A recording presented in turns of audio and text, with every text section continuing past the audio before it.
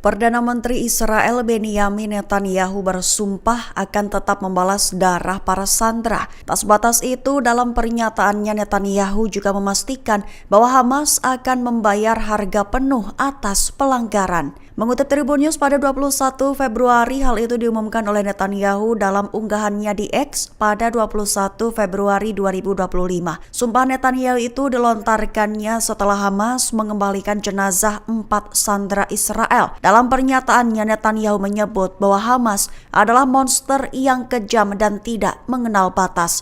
Sumpahnya terkhusus ditujukan sebagai pembalasan atas kematian Ariel dan Fir Bibas. Lantaran tak hanya menculik 2 anak saja, namun juga dengan sang ayah dan ibunya. Hamas diklaim Netanyahu tega memisahkan Ariel dan Fir Bibas yang masih kecil-kecil dengan ibunya. Dengan begitu, Netanyahu akan memastikan bahwa Hamas membayar harga penuh atas pelanggaran perjanjian, menekankan bahwa Israel akan tetap membalas darah mereka juga para sandera Israel lainnya.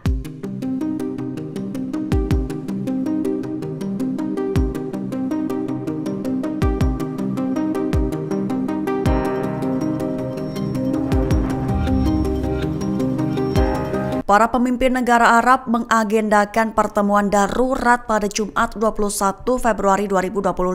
Pertemuan itu membahas strategi mencegah rencana Presiden Amerika Serikat Donald Trump yang akan membeli tanah Gaza. Mengutip Tribun News pada 21 Februari, hal itu diumumkan oleh sumber utama SPA baru-baru ini.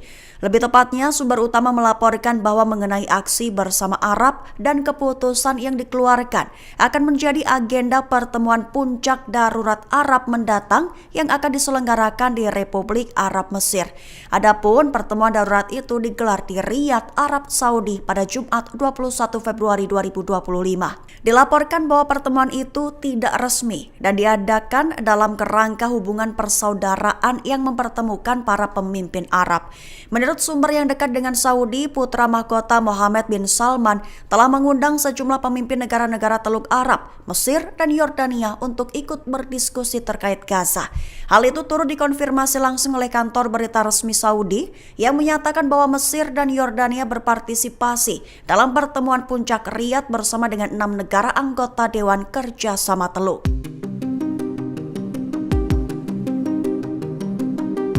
Ledakan besar terjadi lagi di pusat selatan Tel Aviv pada Kamis 20 Februari 2025 malam waktu setempat. Targetnya adalah 3 bus, bahkan disebut oleh analis bukan sekedar insiden biasa. Mengutip Tribun News pada 21 Februari, kabar itu menurut laporan dari sumber utama Al Arabiya.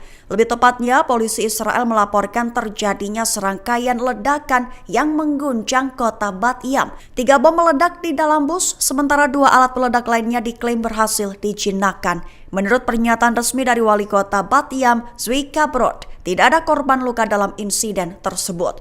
Sementara itu, beberapa analis mengungkapkan kemungkinan bahwa ledakan tersebut bukan sekedar insiden biasa, melainkan sebuah rekayasa untuk mengalihkan perhatian publik dari situasi politik yang tengah memanas di Israel. Hal itu menurut hasil analis dari Ihab Jabarin.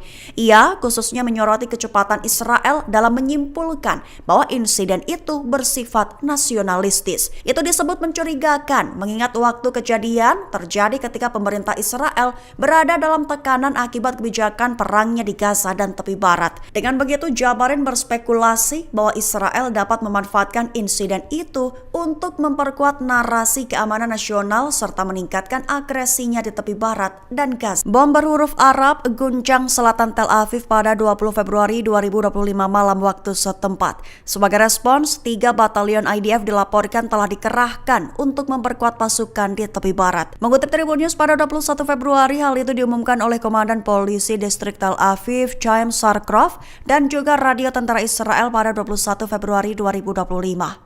Perlu diketahui, serangkaian ledakan terjadi di ibu kota Israel Tel Aviv pada Kamis 20 Februari malam atau Jumat 21 Februari dini hari.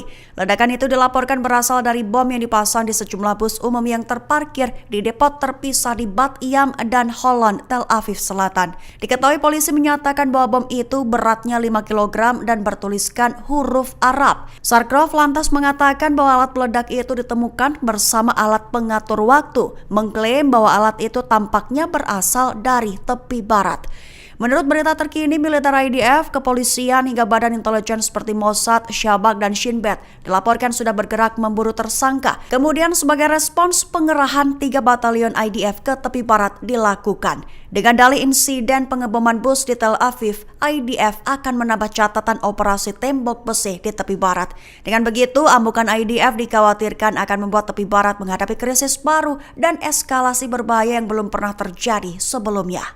Perdana Menteri Israel Benjamin Netanyahu disebut sebagai orang yang mengerikan. Tak sebatas itu, Netanyahu juga dikecam sebagai pembohong berantai atas hasil sementara perang di Gaza. Mengutip Tribun News pada 21 Februari, hal itu menurut laporan dari Ben Caspit dari Ynet. Lebih tepatnya, Caspit merinci pidato Netanyahu yang kontradiktif dan pengalihan kesalahannya yang terus-menerus ketika kegagalan terjadi, terutama di tengah pertukaran tahanan tawanan di jalur Gaza. Awalnya, Caspit sudah menegaskan bahwa Netanyahu adalah orang yang paling mengerikan. Lebih lanjut, Caspit mengecam sang Perdana Menteri yang menguraikan keengganan Netanyahu untuk meminta pertanggungjawaban dengan mengatakan bahwa ketika operasi militer tampak berhasil, dialah yang menjadi pusat perhatian.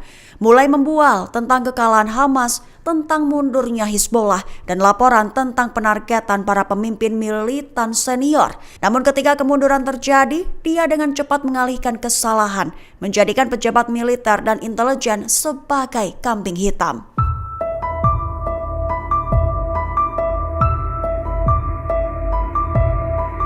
Ketakutan dilaporkan telah kembali hantui warga di jalanan Israel. Insiden ledakan di bus digambarkan sebagai kembalinya mimpi buruk bagi masyarakat yang tinggal di Tel Aviv. Mengutip Al-Mayadin pada 21 Februari, hal itu diutarakan oleh Guy Baker, seorang orientalis Israel. Perlu diketahui pada 20 Februari malam, terjadi ledakan hebat dengan target adalah 3 bus di berbagai wilayah di Bat Yam, selatan Tel Aviv. Sehingga insiden itu disebut telah memicu kepanikan di antara pemukim Israel. Bahkan insiden itu digambarkan sebagai momen kembalinya mimpi buruk mereka. Sumber-sumber Israel melaporkan bahwa polisi pendudukan menangkap seorang tersangka Yahudi Israel atas tuduhan membantu salah satu penyabotase. Selain itu, media Israel juga menyamakan insiden tersebut dengan operasi Fedai. Disebut bahwa itu adalah bagian dari infrastruktur perlawanan yang berasal dari tepi barat. Menurut laporan Israel, beberapa alat peledak itu memuat prasasti yang merujuk pada Hizbollah, sekretaris jenderalnya yang gugur Syed Hasan Nasrallah, serta pemimpin Hamas yang gugur di Gaza Yahya Sinwar, dan frasa balas dendam untuk Tulkarim. Hamas memberikan jawaban atas klaim Perdana Menteri Israel Benjamin Netanyahu, di mana sebelumnya menyatakan bahwa hasil autopsi 1 di antara 4 jenazah Sandra bukan Shiri Bibas 32 tahun,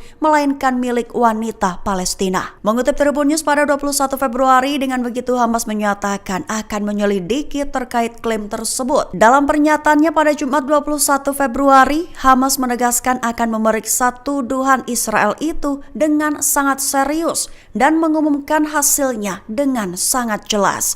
Hamas juga menyatakan bahwa ada kemungkinan kesalahan atau tumpang tindih pada jenazah, di mana yang mungkin diakibatkan oleh pendudukan yang menargetkan tempat di mana keluarga tersebut berada bersama warga Palestina lainnya. Lebih lanjut, Hamas juga mengklaim tak memiliki keinginan untuk tidak mematuhi atau menyimpan jenazah yang dimiliki, serta pihaknya menuntut pengembalian jenazah yang diklaim oleh pendudukan sebagai milik seorang wanita Palestina. Hamas juga menegaskan keseriusan dan komitmen penuhnya terhadap semua kewajiban dan telah membuktikannya melalui perilaku mereka selama beberapa hari terakhir.